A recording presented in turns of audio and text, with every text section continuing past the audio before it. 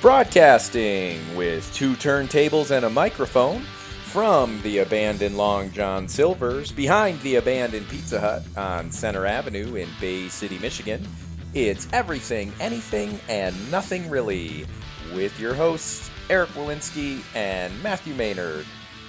Good evening, ladies and gentlemen, all you folks out there in listener land. My name's Eric. My name is Matt. And good evening to you, Matt. Hi, Eric. How's it going? Hot enough for you? Ha ha ha. Says the guy who used to live in Florida. The guy who once said, I don't even know what humidity is. Well, this is it. I still don't know what humidity is. What is that, water in the air? It's misery, Eric. Pure, unadulterated misery. And we're right in the thick of it, too. So I like it. I don't mind it. Yep. Ask me how I like Michigan's climate. I don't know if I want to. I would be like a walking tourism bureau for the state. No, it's a miserable place to live except on those 5 nice days of the year. And we've already had 2 of them. They were in May, and we get 3 in October. So, hey, only a few more months, folks. Mark your calendars. Get ready, get set. But stay in the basement or in the air conditioning or somewhere. Hey, speaking of, you grew up with a basement, right? You say that like it helped raise me or something. Like, jeez. You grew up raised by a septic system, right? Yes, it was in our basement. Not really, but... Yeah, well, that's one of my big memories of July is when it does get all hot and humid like this and the weather starts swirling out there. It's tornado weather. And that was always the big thing. As soon as the tornadoes came around, get in the basement. Get in the basement. Mm-hmm. Except unless you were my dad, and when they would say tornado watch, Dad was out in the field watching. Oh, really? Yep. He was standing there defiantly watching that for that tornado, ready to come and tell us to get in the basement at any moment. So he was your weather alert system? He really was, and there were a couple times. There was at least one time I remember he very quickly got in the house and said, "Get in the basement now!" And we did. And there's nothing else to that story except we had a bad storm. Yeah, that's funny. Well, we were one of the few houses in the neighborhood that had a basement. So when it was tornado time, it was tornado basement party at our house. Because all the neighbors without basements who wanted to stay safe would be like, "Can we come in your basement?" It's like, sure, the more the merrier. Yeah, those people, I wouldn't like those neighbors. Why? Because they were like, yeah, we don't want the inconvenience of flooding, but we do like to be safe in a tornado, so we'll be showing up on your doorstep. They'd come running up shouting, "It's a twister! It's a twister, Dorothy!"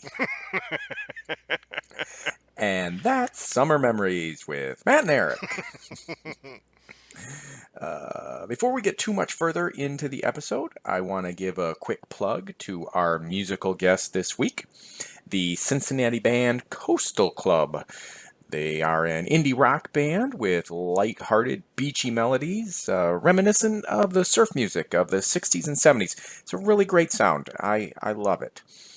So we'll be playing their song Make It By at the end of the episode. So, yeah, stay tuned for that. And also a reminder, in case you haven't been listening, Eric has another podcast. He's doing a podcast with Phil Derasmo called... This Podcast Ruined My Childhood. That's right. And so I do not have 2 podcasts. I only have this one. It's good, though. You can still grow your portfolio. Yeah, well, I feel a little let down, though. You've got 2 shows. Yeah. I got 1. I need at least another show. Maybe 2 more, just to kind of one-up you. Yeah. Some kind of spin-off. Yeah, and then you could come on my other podcast, and I could come on with you and Phil. Or Phil could come on with us some week. Yeah. We could go back and forth. Like they did in the old days.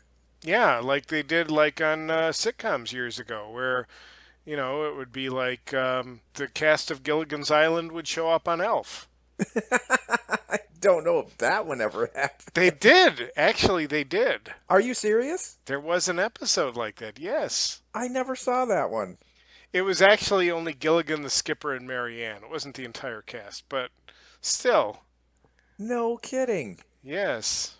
I don't remember what it was, if it was a dream sequence or what, but it was, they were all, of course, older because it was, years after the original run of Gilligan's Island. But Oh, sure. yeah. Yeah.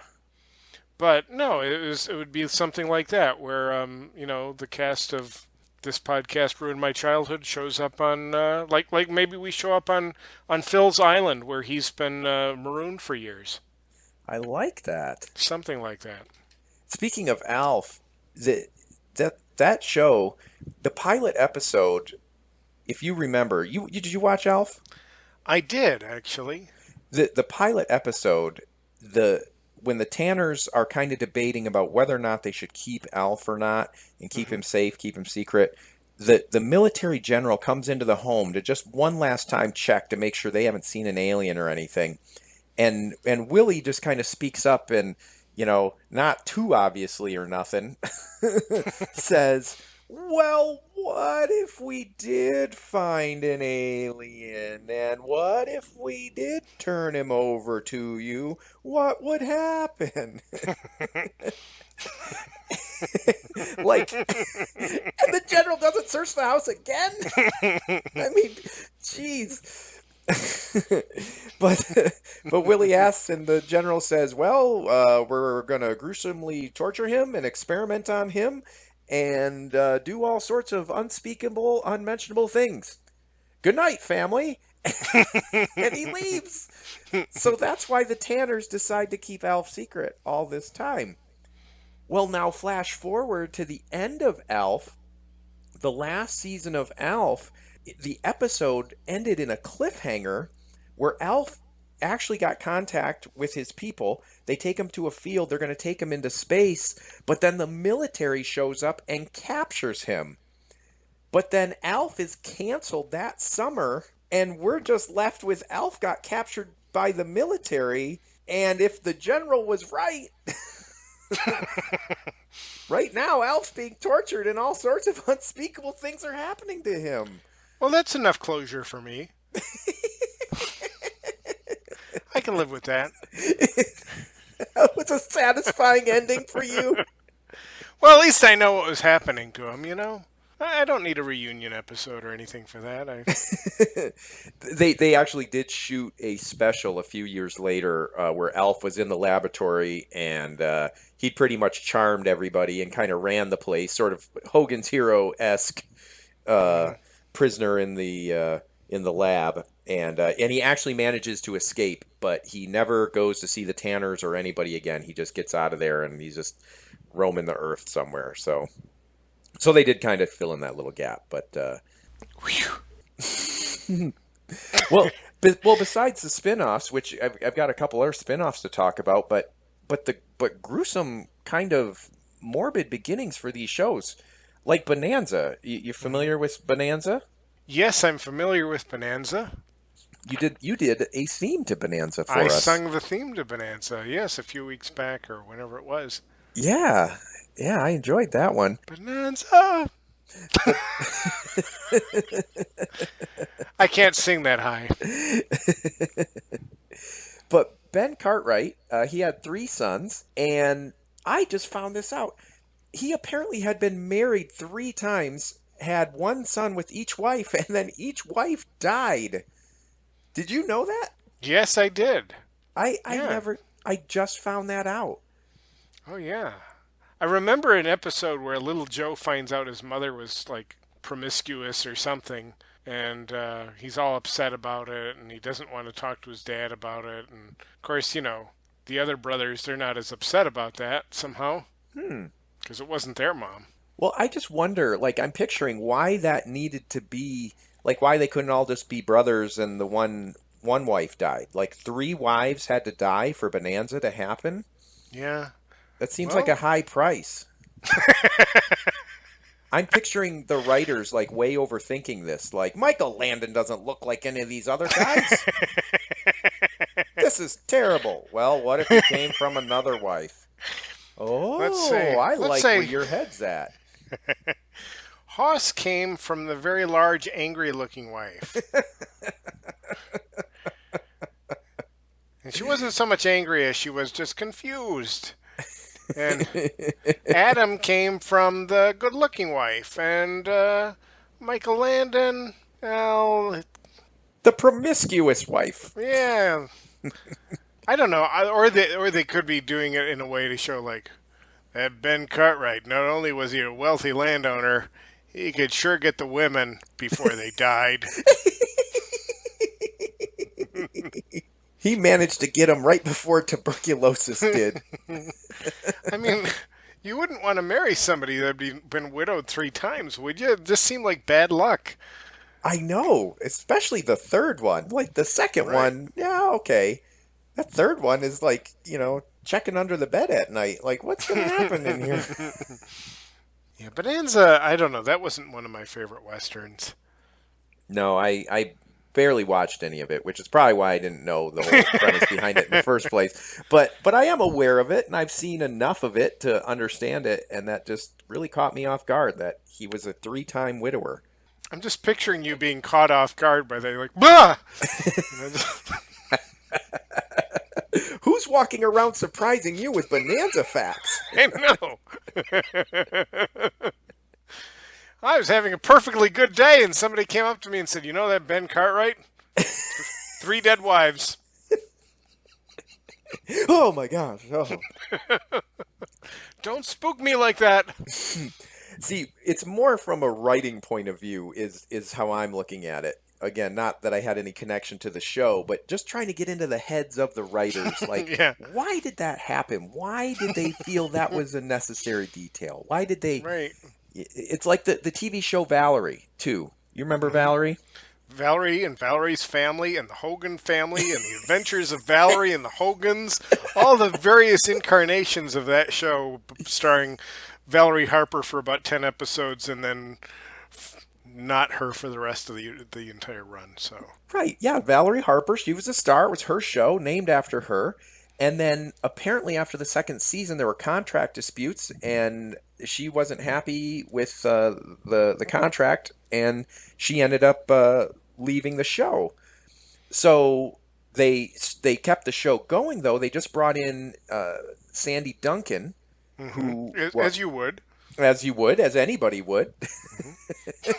Same way Sparky Anderson would call to the bullpen for Sandy Duncan.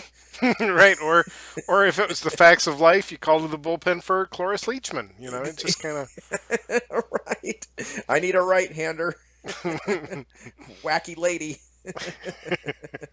So yeah, the third season, it starts off with Sandy Duncan. She's actually Bill Hogan, the father's sister.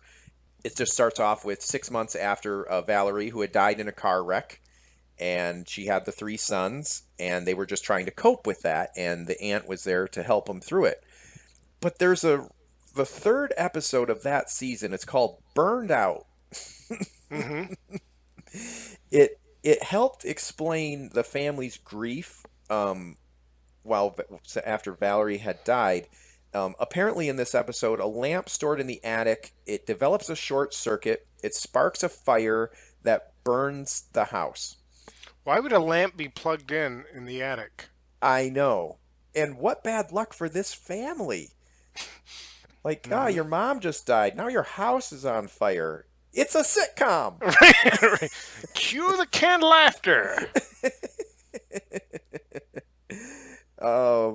Yeah, many keepsakes and mementos are destroyed in the attic, and then the oldest son is up there, and Sandy Duncan comes up, and they share, a few moments, and they actually grieve together, and then they're able to kind of move on.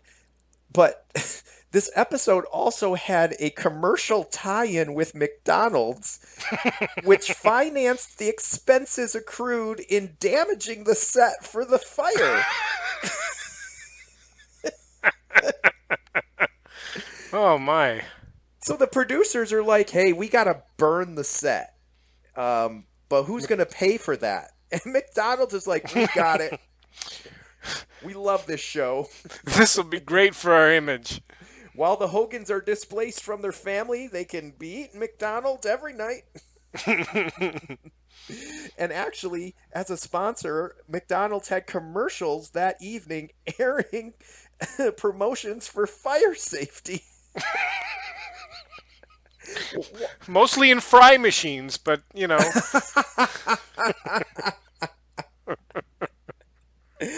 Does your house have a lamp in the attic or a grease fryer?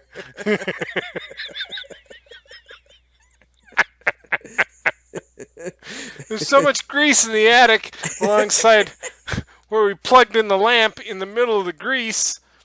I mean, sure, if I'm going to think of a sponsor for fire safety, McDonald's, number one. First person I call. Well, yeah.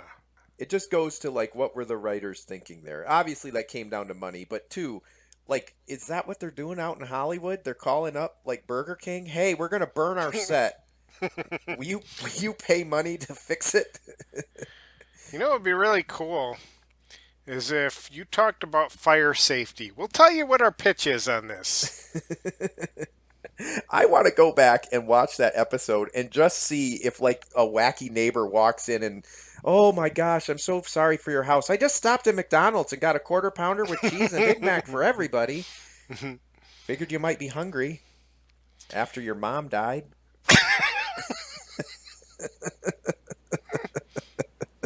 I know you got Mrs. Poole to say some funny things over there, but you might want a Big Mac too.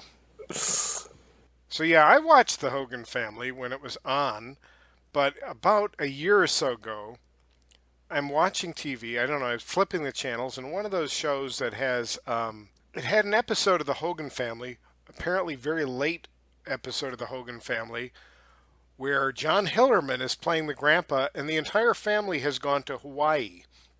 And somehow the twin boys, who didn't look anything alike, maybe they had different moms too, like on Bonanza. Maybe Valerie was just wife number 3 that died there. I don't know. The twin boys were flirting with girls on the beach, and the girls on the beach were the girls from Saved by the Bell. Oh, really? Yes, with their character names and everything. It was total crossover, you know? I mean, like we were talking about with crossover episodes. Yeah. And of course, you know, the one twin flirts with her, and then she finds out he's got a girlfriend, and it's all, you know, and he's all upset about it because he's kind of like semi-cheated on his girlfriend, and he comes back, and the grandpa tells him, so what, you know? Just make her want you, you know, don't apologize to her, that kind of advice. But the whole time when they're indoors, like in their hotel room in Hawaii, it must have been filmed on location in Hawaii in a place that wasn't big enough to have a studio audience, and they just never bothered to put canned laughter in because it sounded like somebody told the crew, yuck it up here, you know. So the grandpa's saying these lines like, yeah, don't let her, don't go running back to her, let her run back to you, and you hear people ha ha ha ha ha, ha in the background and stuff. Very, very bad. It was just so bizarre. It was hard to watch it because, and not that I need laughter, but it's jarring. Creepy. Yeah, it's creepy when there's only like 3 people laughing, you know? Continuously. You 4 stagehands, you camera guys, you better laugh. Right. That's what it sounded like. It's like, yeah, we're not going to be able to fit 200 people in here, so everybody yuck it up. We're also not fixing this in post with canned laughter because McDonald's won't pay for it. And at the end of the episode, they're burning the hotel down.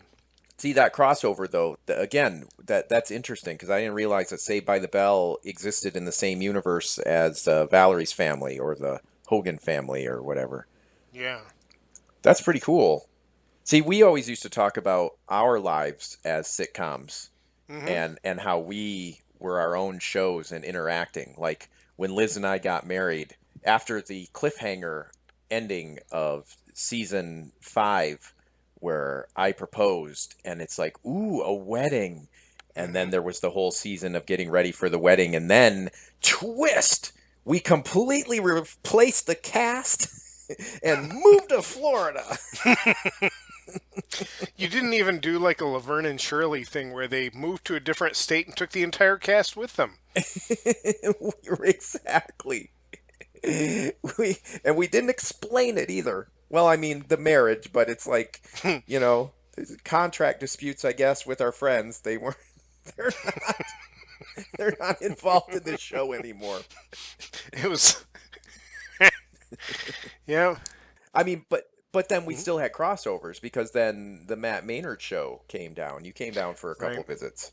And I remember very specifically coming to your house the first time I went to Florida to visit you after you moved from Michigan to Florida.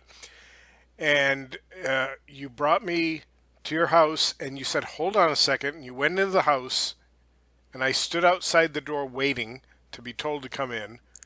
And you said, okay, come in. So I walked in and you were standing by your stereo playing the sound of canned applause. And I stood there in the doorway and I looked down and I did that thing that the actors do when there's too much applause and they have a line to say and they just can't make it look natural, you know? So yeah. Oh, Oh, that's another thing. The applause on some shows, you know? I mean, it's crazy. If you ever watch old episodes of The Honeymooners, every time Art Carney walks in, the audience cheers. no, it's like they're on cocaine. You're That's right. him again.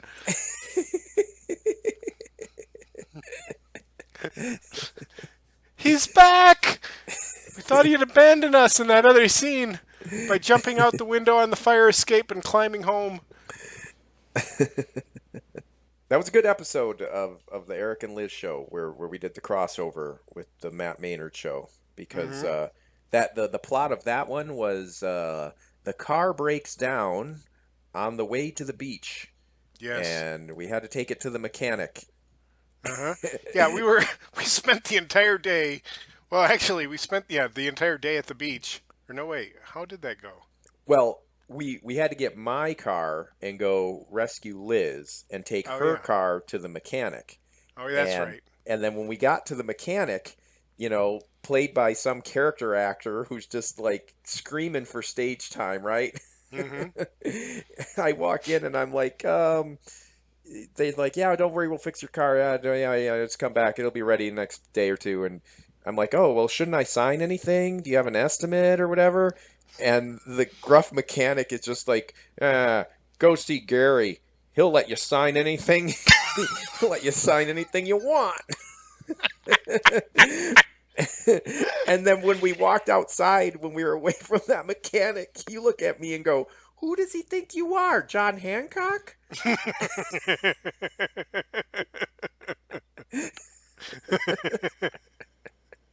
And then we got in the pickup truck and then we went to the beach. Okay. Yeah. Yeah, I kind of remember that. It's been a lot of years since I watched that episode, but it's quite a while ago. But yeah, those are some fun times, though. Those crossover episodes. So yeah, we'll hopefully do some of those soon. Well, the other interesting thing about the older TV shows, you don't see it as much now, although networks will still from time to time do the crossover or the special guest and all of a sudden you realize like, wow, those shows exist in the same universe. But the spin-offs were big because the networks were watching these people who were supporting cast all of a sudden getting, this great response. Hmm. So they're like, well, then they've got to have their own show. And some succeeded, some didn't. All in the Family had quite a few spin-offs. Oh yeah, and that's basically how Maude got to be a spin-off. Was she appears in an episode as a relative, and William Paley, the head of CBS, is like, "That woman is great. Give her her own show." Yeah, I yeah. didn't mean to make him sound like Daddy Warbucks there, but Yeah. B. Arthur, Maude. You had the Jeffersons. hmm Had Archie Bunker's Place. that was later. That was kind of a continuation of All in the Family, and then yeah, so you had Archie Bunker's Place, and then later on, Archie Bunker's Grave Crypt, and where the survivors just stood around and talked about controversial issues of the day and argued about them, and then once in a while there's a close up of Archie's headstone, and it's like he's gonna say something funny from the other side, but he can't. The weirdest spin-off though, even weirder than that one. Mm-hmm. Did you know that I think it was 1994 they made a show called 704 Hauser? I remember that show. I Which was remember watching it. Yes. which was basically a family moves into Archie Bunker's house, except Right. it's the reverse. Right. It's in John Amos, who Yes. was on Good Times, also well, Good Times was a spin-off of Maude, so it's indirectly a spin-off of All in the Family. But yeah, John Amos plays the head of the household in that. I remember that. Yeah. And it's a switcheroo. So instead of having like Archie, who was highly conservative in the center, and then all the people around him were the more liberal leaning, the family was more of the liberal type, but then all the characters around were the conservatives. So it was still bringing up those kind of issues, but they did it in the reverse way, and it didn't last long though. No, like 4 weeks or something. Yeah, it But unfortunately didn't catch on. I kind of remember though. There was in the episode it was like Archie Bunker's grandson, Joey Stivic, shows up at the door for some reason cuz like, "Oh, this is my old house I grew up in," or whatever. And then he, comes in and meets the family. So that's how they like introduced it as some kind of connection besides the house. Well, Some kind of and that's connection. why I think this is the weirdest spin-off. Like, it's not like, oh, hey, Archie's grandson, and we're seeing a new generation of bunkers, Hmm. or oh, we're seeing, Gloria's back, or anything like that. It's like, nope, it's the house. We brought back the house. That's like if you had a Friends spin-off and just kept the coffee shop. Who thought that was a good idea? I mean, Norman Lear did. This was his brainchild. But, you know, are they sitting around a card table one day just going, boy, people loved Archie Bunker, didn't they? Boy, if we could only repeat that success. Well, you know what they love more than Archie? That house. Let's get that house back here. That's comedy gold. The house. You ever watch 704 Hauser? That was a spin-off of All in the Family. Really? Which character came back? The house. The neighbors would come over and huddle in the basement during tornado watches.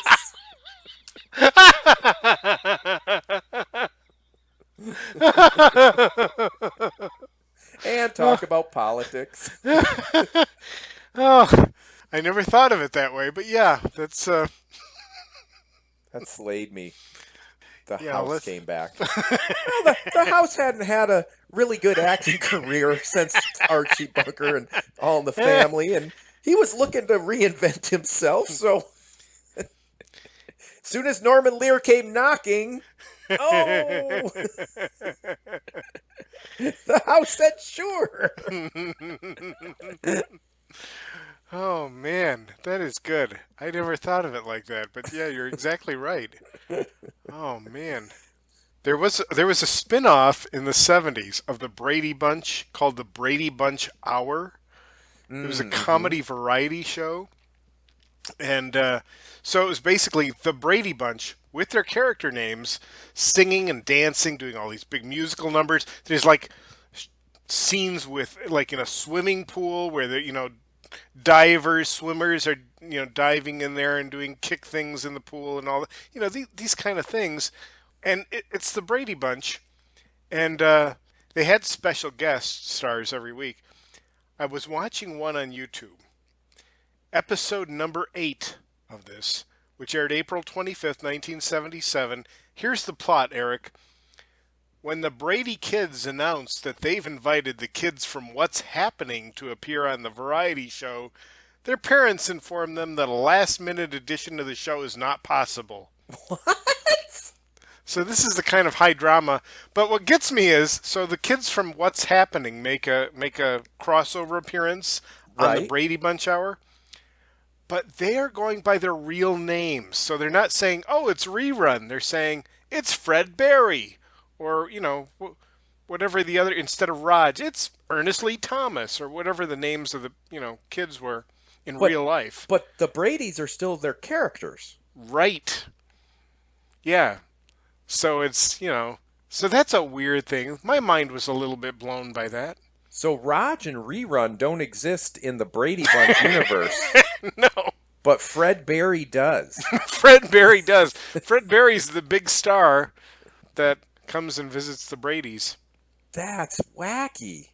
I'm glad you brought that up because, again, it's like what goes through the writers' heads? What are they thinking when they decide to do things in that manner? Like, oh, they're not going to be Raj and Rerun. They're going to be their real selves, but the Brady kids will still be the Brady kids, and that's how it's going to work. Hmm. So Happy Days had its fair share of spin-offs as well, of course, and one of the most memorable is Robin Williams' very first appearance as Mork was on Hmm. Happy Days. And I've Right. all and I've always wondered, why did they put an alien in a TV show that was not sci-fi at all? I mean, Hmm. it seemed zany even for Happy Days. Well, I read this article where apparently the guy who created Happy Days, Gary Marshall, comes in and says, "My 8-year-old son Scott suggested, let's put a spaceman on Happy Days." So everyone in the room looks at each other and they're like, yeah, he can't be serious. And he was. And they write this script and it's rotten. Like the cast hated it, the producer, nobody liked this script for this alien. They actually had Dom DeLuise booked to be the alien at first. Mork and Mindy with Dom DeLuise. I would have watched that. But he backed out.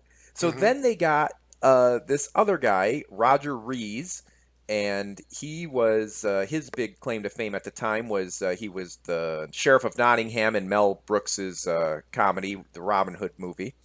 But he backed out, and so then it's it's Wednesday afternoon, and they shoot on Friday, and they don't know what they're gonna do. And so one of the associate producers says, "Hey, I just saw this guy at the comedy showcase. He did an alien act and he's kind of goofy. We might go with that guy." And he's an unknown at the time. Wow. So they find Robin Williams, and the article says the rest becomes relentlessly entertaining history. And so it's noon on Wednesday. They managed to get this guy. So obviously, they went down to the comedy club and must have just grabbed him. They don't say how they actually found him, but at 3:30 they get Robin Williams in there and they do the run through. The run through was an hour and 15 minutes for a 22-minute show because Robin Williams was just going crazy with his improv and his antics. And when the cast left the room, all of them were looking at each other going, "That's a spinoff. That's a spinoff. He's going to be a Wow. spinoff." They knew instantly. So Wow. that is the history of how Robin Williams, one of the most amazing entertainers in our generation to come along, ended up getting on Happy Days and becoming Wow. Mork. And how Dom DeLuise missed out. Dom DeLuise could have been the voice of a comedy generation. Well, he kind of was, I guess. Well, he was. And that voice said, "I'm hungry." But that's mean, I guess. But that's interesting. So an 8-year-old kid says to Gary Marshall, "There should be an alien on this show." And so they did. "They should have somebody jump a shark." And so they did. Get rid of Chuck. "Give Chachi his own show." It's interesting that you mention an alien and then a spin-off because so one night, and I watch way too much old television. I'm watching on one of those channels that has the old shows. There's an episode of Mr. Ed. Mr. Ed and Wilbur are barely even featured in this episode. And it's just there's very little of them, but there's an animated Martian in it. And I'll read you the description of this episode. It's an episode of Mr. Ed called Moko. It aired May 17th, 1964. The plot is Kirkwood, that's the next door neighbor, plans a party for his straight-laced former commanding general, but problems arise when a little Martian causes Kirkwood to invite the beautiful actress Gloria Laverne. Moko the Martian then secretly crashes the party and turns the dull party into a swinging one. And in the notes, this episode was intended to be a pilot for another spin-off TV series that never took off, which was part animation and part live action, featuring the adventures of the mischievous Martian Moko, who possesses humans to act out various antics. And Dom DeLuise turned that down too?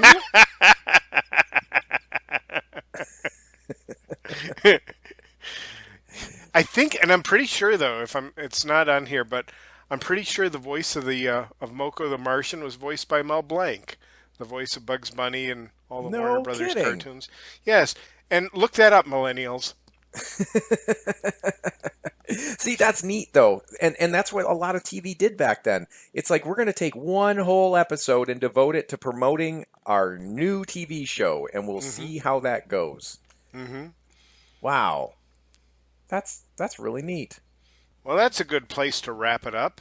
So before Coastal Club makes a crossover appearance here in a moment, I just want to remind you we are on Facebook. Be sure to like us there.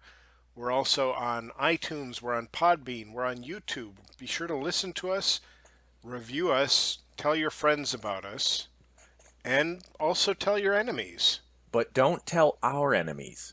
Right, especially Dom DeLuise's heirs.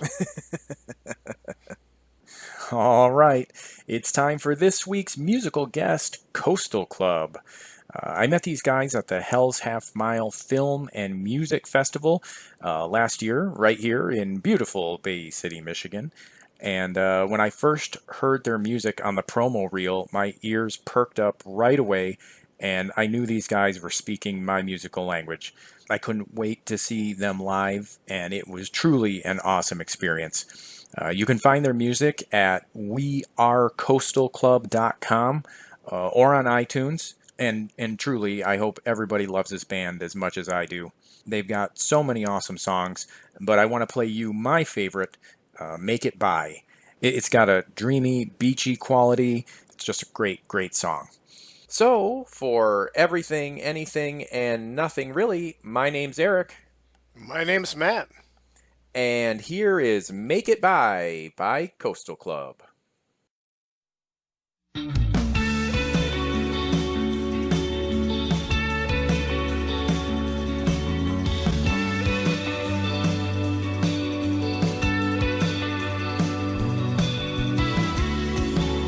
Said you saw a ghost hiding in your bedroom, the odor of your perfume. It had on your clothes. It took away your heartbeat, leaving me with nothing. I don't want to spend another sleepless night wondering if you have any sign of life. Every now and then I take a look in your eyes and finally realize what I've been holding inside. I could tell the truth, but that would be a lie. Every now and then I try and just make it by.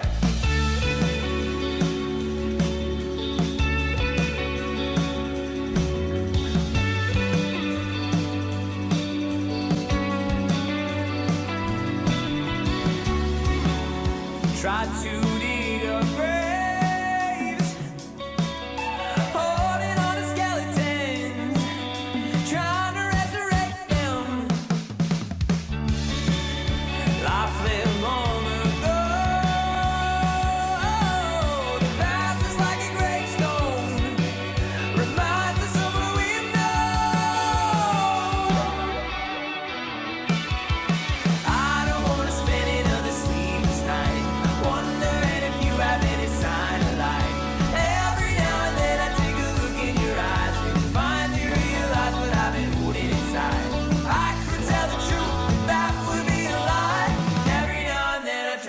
make it by.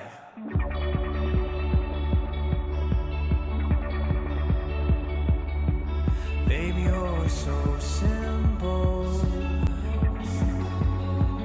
and you know I'm so fickle. Baby, you're so simple, you know I'm so fickle. You're lost, but you feel found. Try to spin around. You're so simple, you know I'm so fickle. You're lost, but you feel found. Try to spin around. I don't wanna spend another sleepless night wondering if you have any sign of life. Every now and then I take a look in your eyes and finally realize what I've been holding inside. I could tell the truth, but that would be a lie. Every now and then I try and just make it by.